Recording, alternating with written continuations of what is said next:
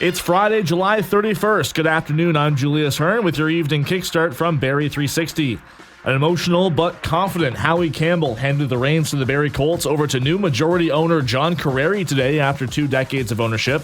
At a press conference this morning, Campbell said he was initially planning to wait 3 or 4 more years before making the sale, but Carreri came along at the right time. The more I got to know John and the more I got to know what he was about and what he brought to the table, the more I realized he was the right guy to buy the team and carry on what we've kind of developed here. Carreri says he doesn't have any plans to overhaul the franchise and he's committed to the Barrie community, hopeful the team will bring home a Memorial Cup, which the Colts did not reach with Campbell at the helm.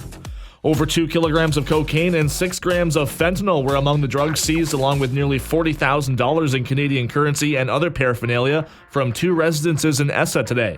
Huronia West OPP executed the search warrant, ending with the arrest of 51-year-old and 57-year-old suspects, both from Angus. They're each facing multiple charges, mostly in relation to drug possession. WestJet says it has begun parking aircraft ahead of a possible strike by flight attendants and says passengers are advised to check the status of their flight before leaving for the airport.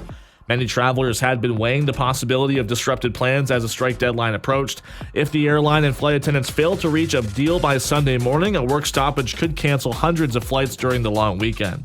Speaking of the long weekend, Kempenfest begins today, the 37th edition of the festival at Barrie's waterfront. Barrie police are reminding residents attending to talk with kids about what to do if they're separated, keep belongings secure, and to leave the drones at home. 2 major international unions are urging the Trump administration to reconsider its proposed tariffs on Canadian imports.